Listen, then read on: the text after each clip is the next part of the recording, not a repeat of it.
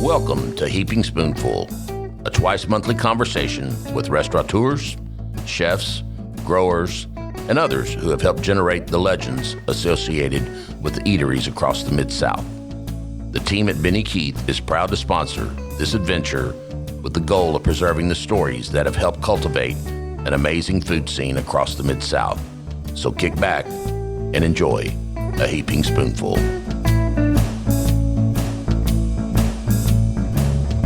Hello, everybody, and welcome to Heaping Spoonful. I'm Kelly Bass, and it's my pleasure to serve as the host of this podcast, which is sponsored by Benny Keith Foods. I've been a foodie my whole life, and I got the unique opportunity back in the old days, and by that I mean the pre-Yelp, pre-TripAdvisor days, to write restaurant reviews for a couple of Arkansas-based newspapers. And that's back when only two of us in the state had an official platform for sharing our opinions about local eateries, which was really, really fun.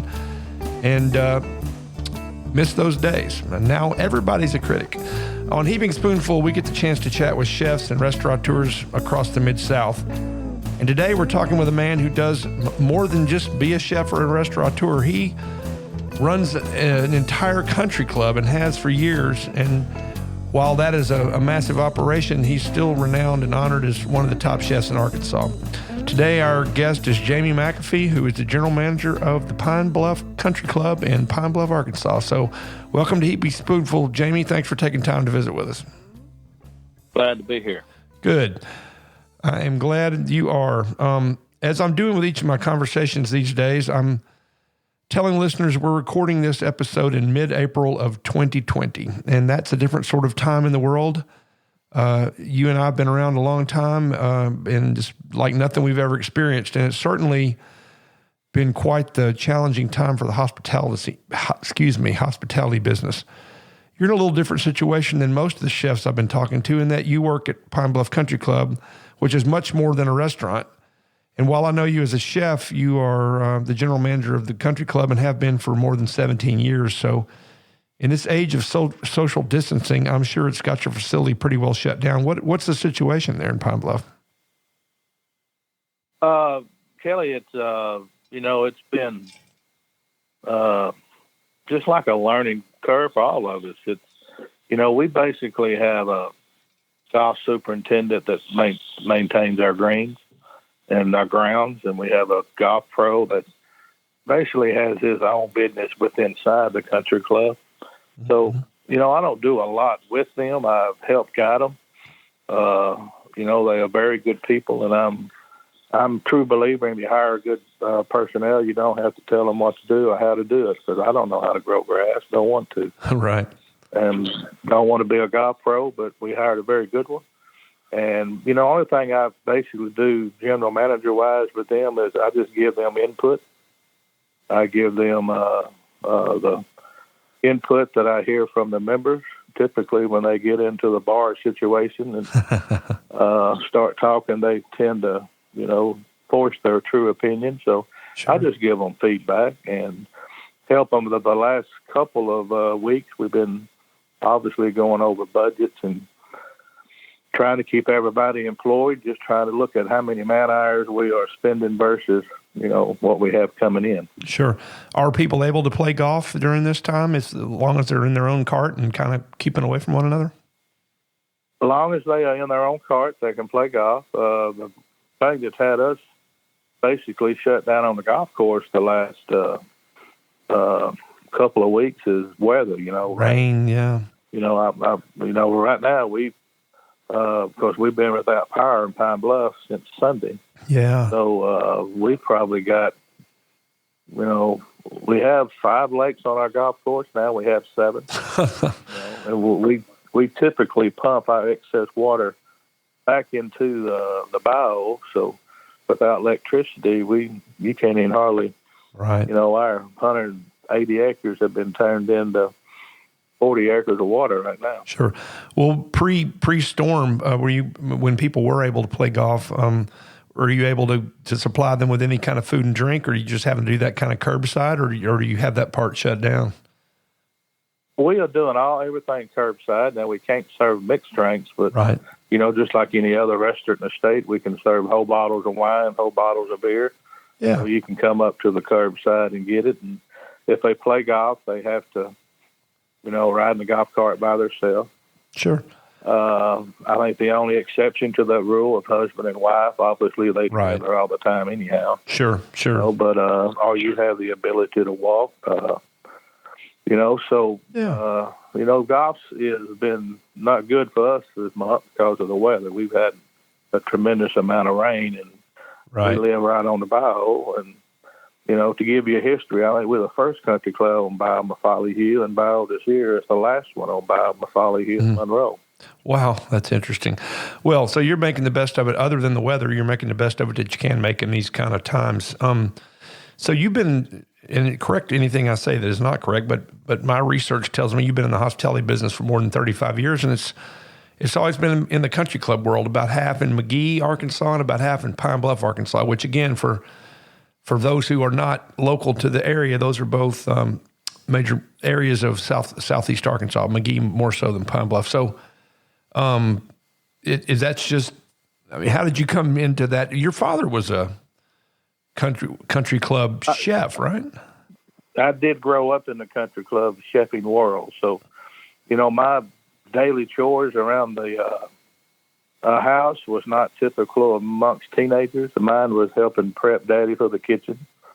And, he would be out entertaining and playing golf with customers and being there peeling shrimp with the help, and cutting chicken and things of that nature. So just sort of cut my teeth in the kitchen, in the country club kitchen.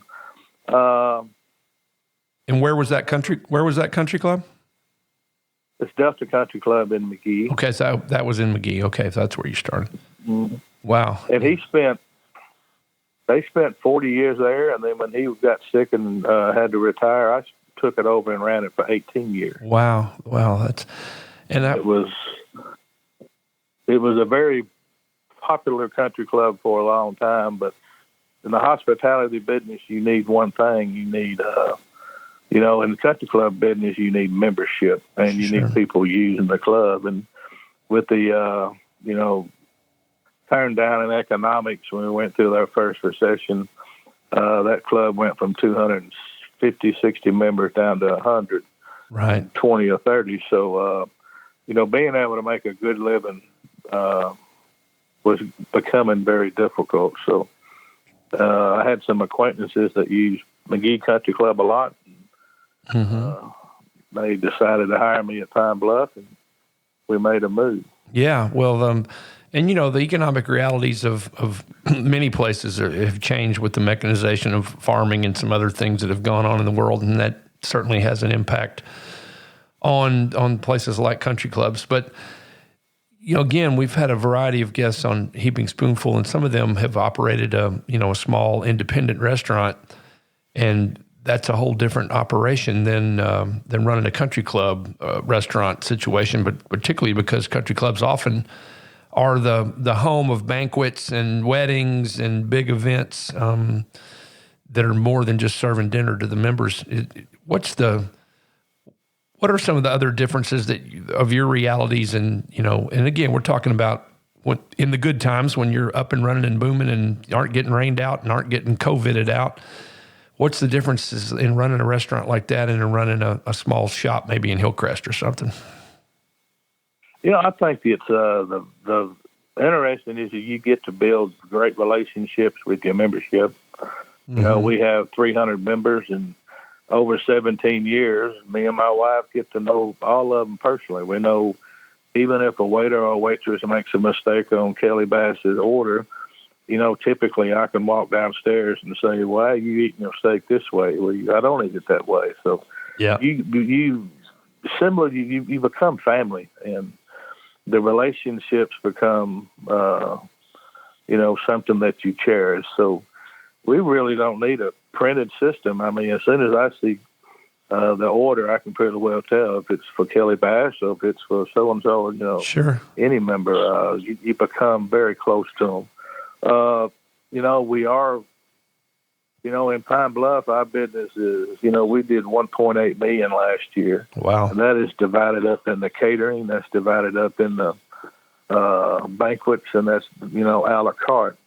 And as a young chef, I didn't pay a lot of attention to the bottom line. Once I become, I guess, seasoned or mature, we look at, the a la carte business, which mom and pops or a small restaurant in Hillcrest, they basically a la carte. And, in the country club world where we use a lot of tablecloths, that's about 52 cents on a dollar. Right. Wow. Catering business, you can do, 35 cents on a dollar, and banquets are about the same. So, you make your money in banquets and catering, and you just, the a la carte business is you just supply and demand. Right. So I guess just supplying something that they expect. Yeah, the economies of scale. And I was just doing a little research, and I saw a quote from you about how you can make hundreds of steaks come out of the oven the right way at the right time. And I guess it's just a lot of experience and knowing how to stage everything, because everybody wants the steak how they want their steak, and sometimes you got to make hundreds of them. And that's, and we mark them and put, we put 35 per pan, and we, you put 7 per pan. 7 pans in the oven for so many minutes. The big ones, the banquets, that's the easiest way to do it. Sure. Now, if you get into taking orders for 300 people, that's when it becomes a very unpleasant situation. But as executive chefs, and, my wife is, since the COVID, she's been back in the kitchen with me and helping me do meal prep. But as an executive chef, and she's also the banquet director, it's our job to inform the customer what will succeed and what won't succeed. Right. Yeah. And sometimes we can't let the customer do, they need to be truly involved, but we need to be honest with them and say, this just isn't going to work. Right. Yeah. So when you build the relationships like we have at the club, it's easier to make that comment. This just ain't going to work. So yeah, well, you don't want to position them for failure when you really want to position them for success. So are there? Absolutely. Yeah, I'm sure there's things on your menu that are the tried and true staples that if you took them off the menu, there'd be a mutiny by your members. What are some of the things that are the most popular items that you guys serve? We have a staple menu, and our menu changes quite often. But fried catfish is, I'd say, number one. Yeah. Hamburger steak, chicken fried steak. If you do an entrees, fried chicken on Thursdays. If we were to do that, they'd probably hang me in the oak tree all over, all the water. The other staples dessert-wise is when I was hired 18 years ago, they said if you got rid of fried chicken, peppermint ice cream pie, and peanut butter pie, that it wouldn't be a good thing. Oh, so you still got those pies, huh? Still got the pies. Oh, that's Kelly's probably the biggest thing, and I don't know why I done it, but 20, 30 years ago, I say 20 years ago, I really started listening. And most of the time in country clubs, you have very successful people, very educated people. And, sometimes when they give you advice, it's need to listen. Sometimes as executive chefs, we don't want to. Mm-hmm. But, for some reason I started listening to very intelligent people, and a lot of that paid off. Yeah, well, I think I've learned a lot about that myself. And the older I get, the more I understand that a lot of people have some good opinions that I need to listen to and heed. And of course, you're in the business where the members and their guests are the ones who need to be thrilled when they leave your restaurant. Well, all right, I'll tell you what, Jamie, we have to continue to. One of the things that we have to do is our food has to be top notch, because we are feeding the same 300 families over and over and over. Right. So we really have to be on our toes, I would say, all the time. That's true. It's not just the person driving through town you're never going to see again, that's for sure. And right. And I'm sure, that's Pine Bluff Country Club is probably the best place to eat in Pine Bluff too. So you got a certain standard you got to meet there, just as the leading. And not that Pine Bluff doesn't have other good restaurants, but again, you're up there for sure. Well, listen, I'll tell you what, we're going to take a short break on Heaping Spoonful, and everybody hang on for just a minute, and we'll be right back in touch on Heaping Spoonful. I hope you're enjoying this episode of Heaping Spoonful. We at Benny Keith Foods enjoy talking about the food scene almost as much as we enjoy providing the top quality ingredients that help restaurateurs and chefs across the Mid-South create their magic. Now let's dive even deeper into the culinary world with your host, Kelly Bass. All right, we're back. This is Kelly Bass, your host of Heaping Spoonful. I'm speaking today with Jamie McAfee, the general manager and executive chef at the Pine Bluff Country Club in Pine Bluff, Arkansas. So we talked earlier about you basically growing up in the country club restaurant business in McGee, where your dad was the executive chef, and now you've been about 18 years there and about 18 years as executive chef at Pine Bluff Country Club, and your son Jay works with you there. Was it inevitable he was going to follow in his dad's footsteps like you followed in your dad's, or how did he just roll right into that as a young man? No, he went to college on a golf scholarship. Oh, wow. Growing up at the country club. And he got an undergraduate degree in sports management. Oh, cool. And then he was in between graduating, and then he started helping me at the club more and more, and then he just kind of fell in love with it. And, I think me and his mother begged him not to do it. Right. But he, once it gets in your blood, Kelly, it's in there. So, he decided to do it. And, he worked for me, I guess, 7 years full time. Mm-hmm. And then for the last 10 years, he's been a full-time instructor at Pulaski Technical, University of Pulaski Tech, college. So, yeah, he works for me part-time now, and he runs the catering division in the winter, and he does my ordering. Good. Well, I'm glad he hadn't, fruit doesn't fall far from the tree, and I'm glad he's continued to stay, or just totally engaged at Pulaski Tech, which we'll talk about in a couple of minutes. Again, as I was looking on things and reading about your relationship with your dad and all of what you did with him, I saw that you came to know Paul Prudhomme, probably one of the 4 or 5 most famous chefs to ever come out of New Orleans. Tell me about how that came to be. I went to 1990. I went to a convention in New Orleans, the American Culinary, and I was always intrigued with him. So I volunteered to help him. He was unloading a truck, and we just became fast friends, and he knew my passion for cooking, mm-hmm. And he knew that I really enjoyed it. So, probably one of the biggest regrets that I have, my son worked for him for 6 months. I've worked 10 or 15 different special events raising money for charities with him. Mm-hmm. And probably one of the biggest regrets I have in the restaurant industry is he offered to put me in the restaurant business in New Orleans and back me 100%. Wow. That's probably the biggest regret, because he said, sometimes you're born with God-given talent. You one of the ones that was born with it. And if you ever want to open a restaurant in New Orleans, he said, I build it for you and back you. So That's probably my biggest regret in this industry. Oh, I could see where that would be, but you just never know where that would have taken you. So, you're in a good spot and have been here for a long time. Well, Pine Bluff has been fantastic to Laurie and myself. Great. So just like you've worked executive chef at 2 country clubs, you've also gone to culinary school twice. And the second I have. The second time was at Pulaski Tech. Again, a lot of people who know you from what you do in the chef world also know you for the work that you've been involved with at Pulaski Tech. And now your son's, or has been for years, as a full-time instructor there. Tell us about what it was like to go to culinary school there, and also your relationship with the school now and with the students. To go to school there is, first of all, I wanted to be an alumni to teach there, and I thought the kids would be very appreciative knowing that an alumni would come back and teach.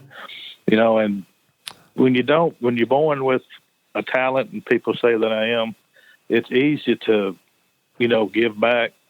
Sometimes in school, when you just go to school and you don't have people that work in the industry every day, I thought it would be interesting to teach somebody that was actual, online working every day, and Right. they get a better, I think, perspective of what the real world's like. Sure. So as a guy, again, a veteran of the culinary industry here, I mean, explain to people who don't necessarily know the importance of what's formerly known as the Culinary Arts and Hospitality School at University of Arkansas Pulaski Tech. I mean, that's a big deal for our state and a big deal for the restaurant industry here, don't you think?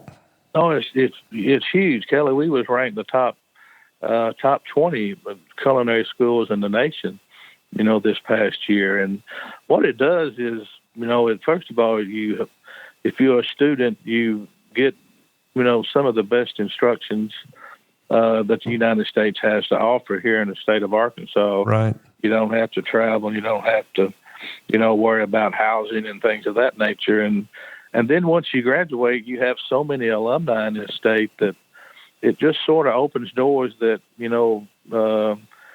somebody knows somebody that graduated from there that's in a higher position now that hires people. Sure. And it's, when you're an alumni, it's just first thing. If you're not an alumni and the same people going for the same job, I think the alumni always kind of gets the, maybe the first look. I'm not saying they get the job, but they definitely get the look. Sure. That somebody might not even get in the door. Well, right. Well, because the folks who are making the decisions have been through the program and know that very solid foundation that every graduate of that program has. Because I've been around it enough and watched enough and actually gotten to come on a couple of events where we got to play around in the kitchen ourselves. And I know from using a knife to making desserts to, there's just like every aspect of food preparation, and from safety to technique is taught there. So again, you have that diploma and people automatically understand the depth and breadth of your knowledge, which I think is really, really cool. So, and there's a little, as me still being involved, I teach one class a semester. With me still being involved, though, it really, at the current time, I have 3 of the graduates that still work for me, and I've had numerous that came through my kitchen, but I sort of get to handpick the ones that I think would make it in this industry on what I do. Now I'm not a mom and pop or anything else, but I sort of get to say, hey, would you like to come to work for 12 weeks? And they said, absolutely. So, sure. And I also use a lot of them on our big banquets. I might use them one night at a time. So right. It also helps me look at their demeanor. Can they handle stress? What do they do in stressful situations? If you graduate from any culinary school, the chef is still going to have to train them in live action, sure. Performances, and no school can get them ready for that. They have to get that you have to get that in the real world, real kitchen. Right. Well, without a doubt, because it's one thing to know how to cook a really nice dish, but it's another thing to be able to get 40 of them cranked out and keep people happy out in your restaurant, for sure. So, the hardest part of our business is a la carte. That is brutal. Yeah, exactly. Everybody wants it done perfectly, and they want it quickly, and they want it timed well, for sure. And I think this curbside is really going to help not only the chefs, it's going to help the customers to be a little more patient. Yeah. A little more willing to say, hey, good food and good things are worth waiting on. We might not be in such a big hurry anymore. Well, I agree, Jamie. We're both fans of Benny Keith Foods, and Benny Keith is a sponsor of Heaping Spoonful. They just rolled out a new tagline, eat local, eat often. We've been trying to do our part, my wife and I, to support our friends in the restaurant business who are still open for curbside takeout. My wife's parents live in Stuttgart, and they are without power as well, just like a lot of Southeast Arkansas. So we picked up some steaks from Faded Rose and took them down there yesterday, which was my father-in-law's 90th birthday. And what did he get for a birthday present? A dark house, but he did get Faded Rose steaks. And I'll tell you what, we tipped really nicely on that tab because our restaurant workers need our help. And when things do loosen up and we're back into whatever the new normal looks like, it's all of us who love good food and love folks in the restaurant business. We have got to patronize them. We've got to be deliberate and intentional about it. We need to eat local, eat often, because they're going to need us when the time comes. And I guarantee you, Jamie, that your fans at Pine Bluff Country Club will really be ready to get out of the house, come see Chef Jamie, and have some great food. One of the things that I think is coming out of this, Kelly, is, I had a 5-page menu, and I've been offering a 10-item menu since this has happened, and we have been so streamlined and so, happy with it that, that 5-page menu might go to a page menu, and we need to be more proficient at what we are doing. And, just don't take another venue that I looked at, and I have one working for me now, but I do this, is, my executive sous at night. Instead of giving him, and this has been a project I've been going on for 2 years, instead of giving him an hourly raise, let's just, a 50-cent hour raise is worth $1,000. So, so I got him engaged 2 years ago. Is he gets a percentage of every special that he comes up with, and we sell on a nightly basis. Yeah. So, instead of that $1,000 raise he would have got 2 years ago, he said, I don't want to do that. I said, well, let's try it for a year. And that particular year, it came out to where it was a $2,800 raise. Right. And it when he opens a walk-in freezer and there's a bunch of product in there, or opens a walk-in refrigerator, he is finding out ways to use product that need to be used. Sure. So it's been a win-win situation for me. Yeah. And maybe throughout all this, our clubs, our restaurants can start getting people engaged and finding different ways to incentivize them to work. Right, and to make the right decisions, for the business that pay off for them as well. That's for sure. Correct. So after 35, pays off for both of them. Sure. After 35 plus years in this business, what would you say are the guiding principles that have helped you be successful for so long?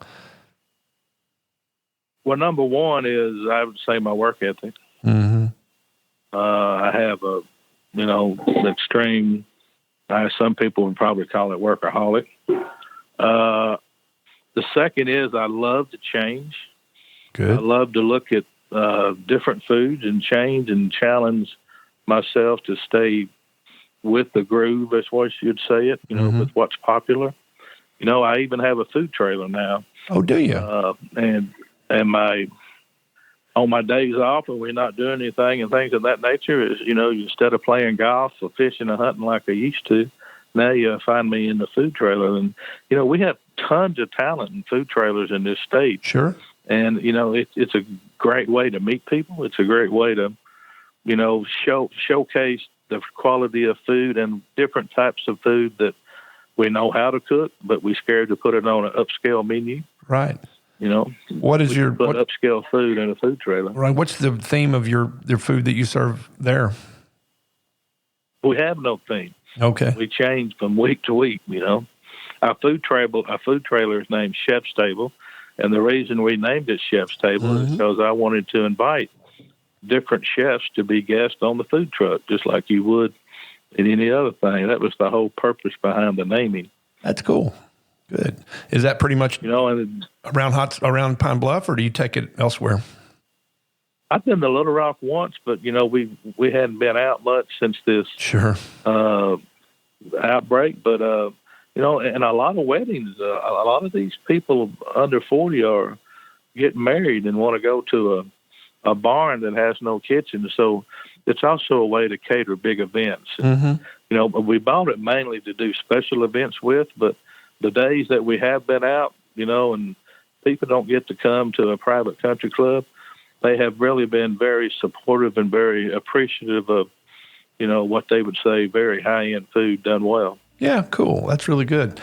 Well, listen, Jamie, I really appreciate your time today and sharing all your experiences with our listeners here on Heaping Spoonful. Good luck in all you do, and we look forward to seeing you again after today's craziness gets on past us, which it's going to do. It's not a matter of if, it's just a matter of when.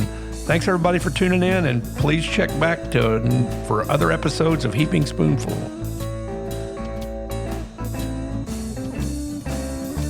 We hope you enjoyed this episode of Heaping Spoonful. On behalf of all of us at Benny Keith Foods, Mid-South Division, Please know how much we love connecting you with the legends of the culinary scene and their unique stories. I look forward to the next time we can offer you another Heaping Spoonful.